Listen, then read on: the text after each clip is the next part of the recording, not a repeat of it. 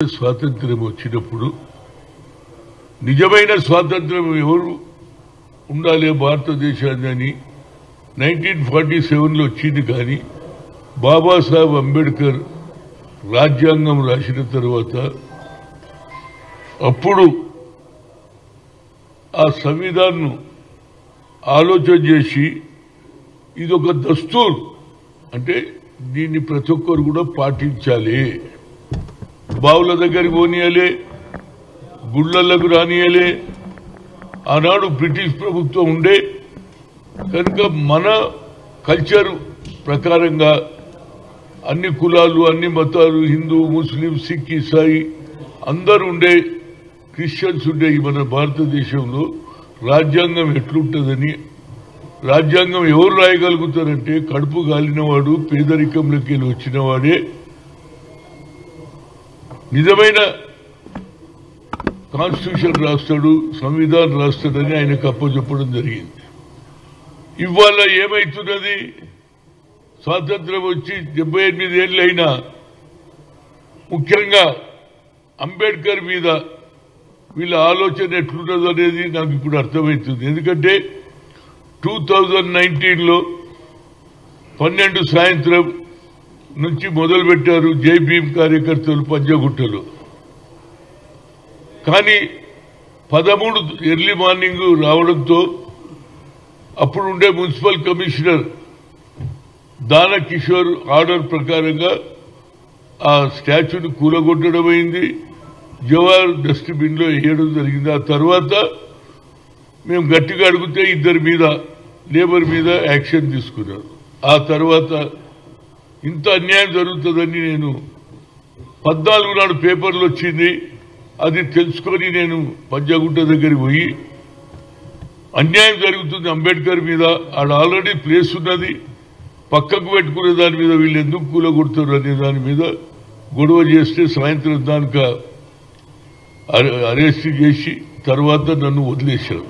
రెండో దినం నేను ఎక్కడికి పోయినా మున్సిపల్ కమిషనర్ దగ్గర పోయినా దానకిషోర్ గారు నువ్వు ఈ స్థలం మీద కూర్చున్నావంటే అంబేద్కర్ రాసినటువంటి రాజ్యాంగం సంవిధానం వల్లనే నీకు ఈ అవకాశం వచ్చిందంటే సార్ నేను హెల్ప్ లేస్తున్నా, ప్రభుత్వం ఆర్డర్ని ఇంప్లిమెంట్ చేసిన అని అన్నాడు. సరే మరి ఇప్పుడు తెచ్చి పెడతారంటే లేదు సార్ అన్నాడు.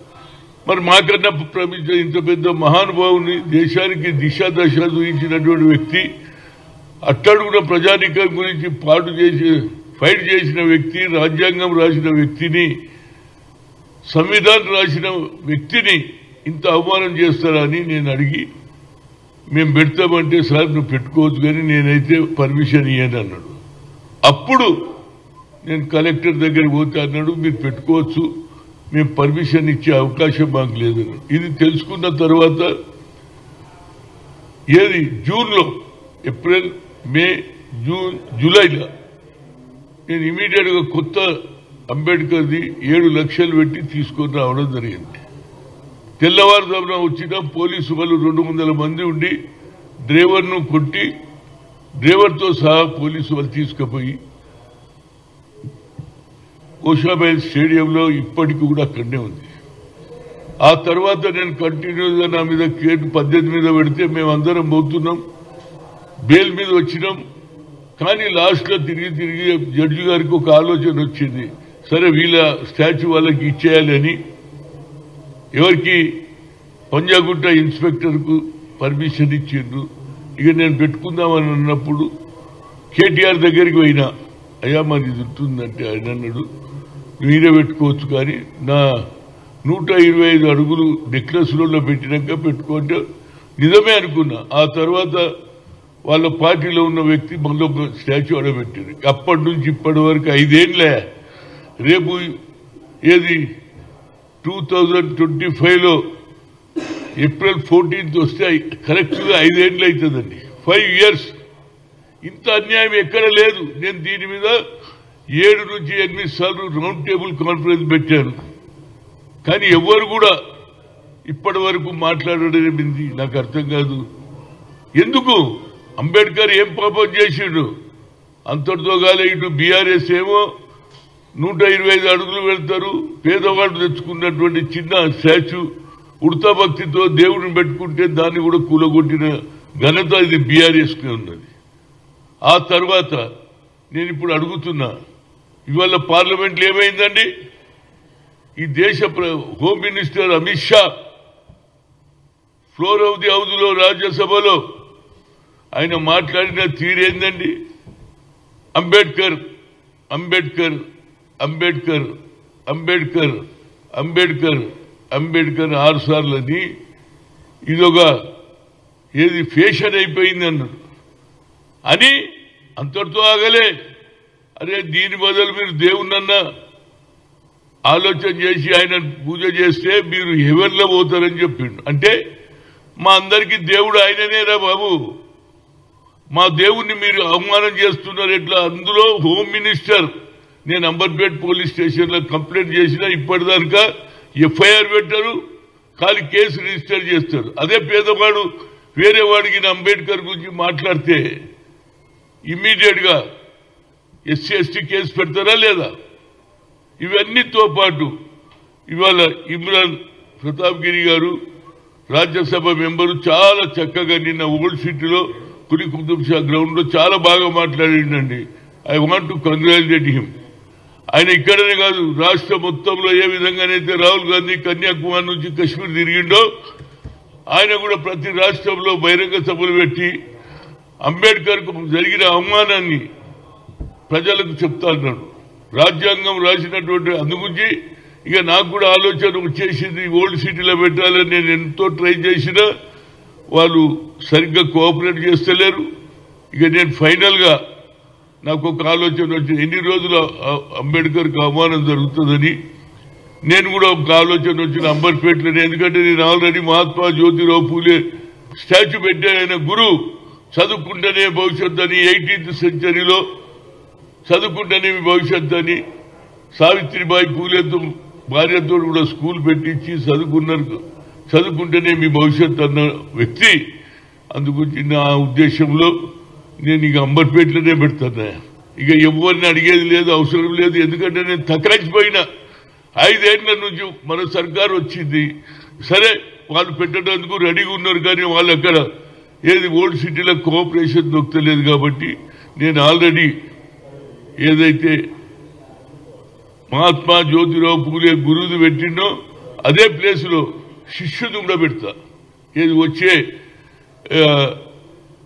14th ఏప్రిల్కు పెడతాను. నేను నిజంగా కూడా ఇమ్రాన్ ప్రతాప్ గిరికి నేను కంగ్రాచులేషన్ చేస్తున్నా. That is the commitment.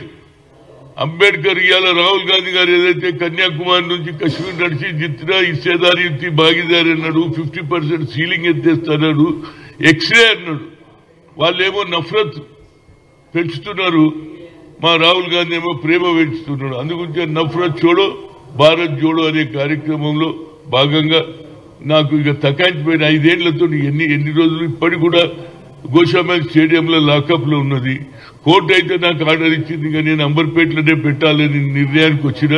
ఇక ఎన్నిసార్లు వాళ్ళ నీళ్ళను పోయి కాళ్ళేళ్ళు పట్టుకోవాలండి.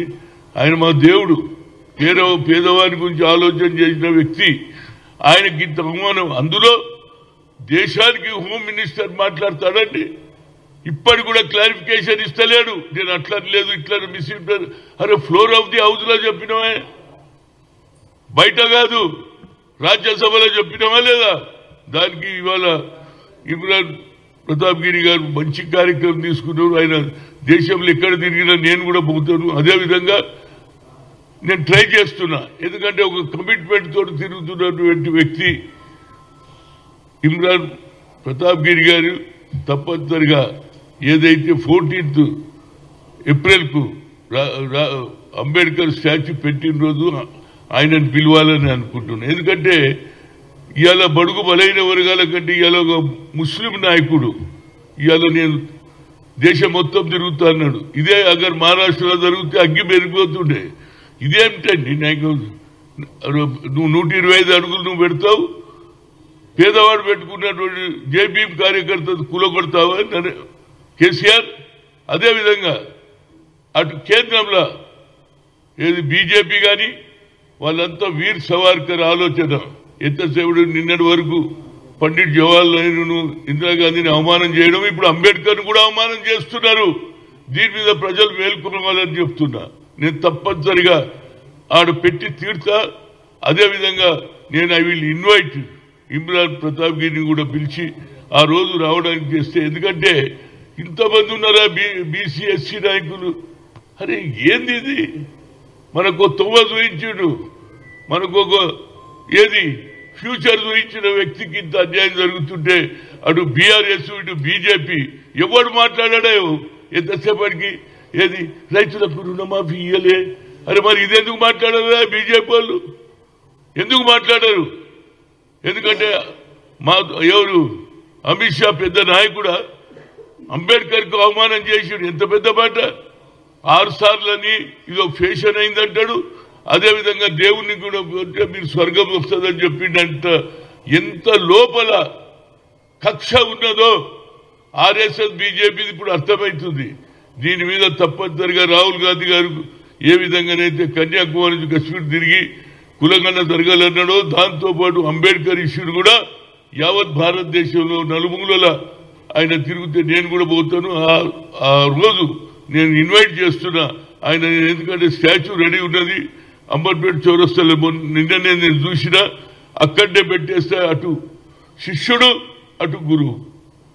అలీకేఫ్ దగ్గర ఏదైతే చౌరస్తా మీద మహాత్మా జ్యోతిరావు బుక్ పట్టుకొని రాజ్యాంగం చదువుకోవాలన్నాడో, అదేవిధంగా ఆయన శిష్యుడు అయినటువంటి అంబేద్కర్ స్టాచ్యూ అక్కడే పెడతారు. ఈనఫ్ అయిపోయిందండి. ఏంది అది అసలు? ఏంది ఇంత పెద్ద నాయకునికి అవమానం అవుతుంటే మనం ఎందుకు మాట్లాడొద్దు అంటున్నా. తిరగనియద్దు. వాళ్ళు ఒక్కసారి ఎంతసేపటికి రేవంత్ రెడ్డి అది ఇయ్యలే ఇది ఇయ్యలేదు, మరి దీని మీద ఎందుకు మాట్లాడారా బాబు? బీజేపీ లేదు, ఇంతమంది ఎంపీలు ఉన్నారు, ఎందుకు మాట్లాడారు? ఎంతసేపటి మీరు ఇస్తలేరు, మోసం చేశారు. అరే దేశానికి కాన్స్టిట్యూషన్ రాసినటువంటి సంవిధానం రాసిన వ్యక్తికే ఇంత అవమానం జరిగితే మీ నోరు మూతపడ్డదని అడుగుతున్నా. ఎందుకు మాట్లాడారు? ఇవాళ కేసు రిజిస్టర్ ఎందుకు చేయరు? ఎందుకంటే ఆయన హోమ్ మినిస్టర్ అంట. అరే హోమ్ మినిస్టర్కి ఒక న్యాయం. అంబేద్కర్ ఏమన్నాడు? కోటీశ్వర్కి ఒకే ఓటు, రిక్షా దొక్కే వారికి ఒకే ఓటు అన్నాడు. కనుక అందరికీ సమానంగా ఉండాలి. ఇప్పటిదాకా కేసు పెట్టే కనుక అదే అంబర్పేట పోలీస్ స్టేషన్ చౌరస్తల్ని అంబేద్కర్ స్టాచ్యూ పెట్టి తీరుతా. వచ్చే తరం వారికి తెలవాలి అంబేద్కర్ ఏంది అని. ఇవాళ రేపు ఏమైంది? ఫ్యాషన్ అయిపోయింది. అంబేద్కర్ని తిట్టవచ్చు, ఇక లేకుంటే దేశానికి నెహ్రూని తిట్టవచ్చు, మహాత్మా గాంధీని తిట్టవచ్చు.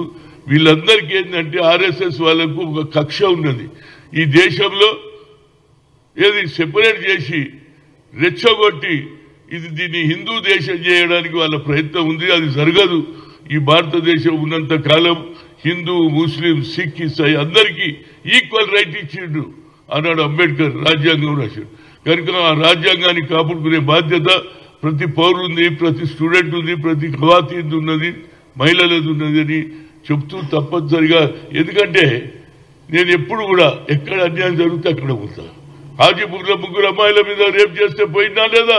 7 సార్లు పోయినా వారికి సదా ఇప్పించిన శ్రీనివాస్ రెడ్డి. అదేవిధంగా మన కేటీఆర్ జిల్లా అయినటువంటి సిరిసిల్లలో ఎస్సీలను అట్రాసిటీ చేస్తే అక్కడికి పోయినా.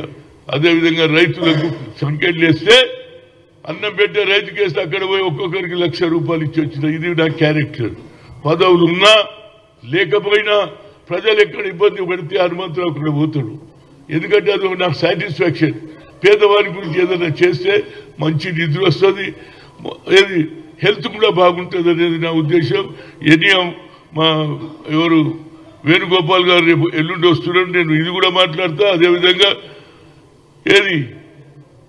ఉప్పల్ స్టేడియంలో రాజీవ్ గాంధీ స్టాచ్యూ పెట్టడానికి నేను ఎంతో పేరు పెట్టిపించిన కొట్లాడి, అదేవిధంగా స్టాచ్యూ లేదంటే హైదరాబాద్ క్రికెట్ అసోసియేషన్ వాళ్ళతో రెజల్యూషన్ తెప్పించి ఆ రెజల్యూషన్ కూడా పంపించిన. దీనికి రేపు తప్పనిసరిగా వేణుగోపాల్ గారు కూడా ప్రియాంకను వస్తే అది ఒక గుర్తింపు ఉంటుంది. ఎందుకంటే ఇవాళ రేపు క్రికెట్ అందరికీ క్రేజీ అయింది. అలాంటి ప్లేసులో స్టాచ్యూ అయినది ఉంటే వచ్చే తరం వారు ఉంటారు. అదేవిధంగా అంబేద్కర్కు ఇంత అవమానం జరుగుతుంది కాబట్టి ఈ అవమానాన్ని ఖండిస్తాం. ఆయన మీద కేసు పెట్టే వరకు మా పోరాటం కొనసాగుతుంది. తప్పనిసరిగా 14th ఏప్రిల్కు అంబర్పేట చౌరస్తాలో ఏది బాబాసాహెబ్ అంబేద్కర్ అక్కడ ఆయన గురువు అయినటువంటి మహాత్మా జ్యోతిరావు ఫులే శిష్యుని ఇక్కడ పెడతారు. ఇది ఒక యూనిక్ అవుతుంది. ఎందుకంటే దేశానికి ఆ రోజుల్లో స్వాతంత్రం రానప్పుడు చదువుకుంటేనే భవిష్యత్ అని ఆలోచన చేస్తే బాబాసాహెబ్ అంబేద్కర్ చదువుకొని బ్యారిస్టర్ ఈ దేశానికి రాజ్యాంగం చేస్తే ఇవాళ దేశానికి హోమ్ మినిస్టర్ అయినటువంటి అమిత్ షా ఇంత పెద్ద అవమానమా? ఒక్కడు మాట్లాడలేము. ఇంకా మీదికెళ్ళి ఆయన నేను అట్లట్లేదు ఇట్లట్లేదు అంటుడు. మరి ఇలా మీ ఎంపీల నోరెందుకు మూతపడ్డదో అని అడుగుతున్నా. మూతపడ్డదా లేదా? మీరు మాట్లాడితే అప్పుడు నిజంగా రే ఇది న్యాయమంతు కేవలం రేవంత్ రెడ్డి మీదనే అది జరగలేదు, ఏది రైతు బంధు ఇవ్వలేదు, ఇవే మాట్లాడుతాం. ఇదెందుకు మాట్లాడారా బాబు? అంబేద్కర్ వల్ల ఇవాళ రాజ్యాంగం నడుస్తుంది, పేదవారికి కూడా అవకాశం వస్తుంది.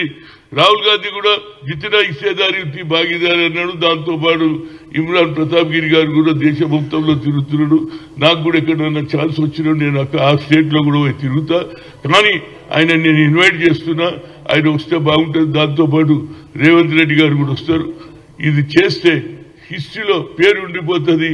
అంబేద్కర్ జరిగిన అవమానం వచ్చే తరం వారు ఎవడు కూడా అరే హనుమంతన్న మంచి పని చేసిండు, అంబేద్కర్ గురించి కొట్లాడిండు, అదేవిధంగా రేవంత్ రెడ్డి కూడా కొట్లాడిండు అనే పేరు రావాలనేది నా ఉద్దేశం. Thank you to everybody.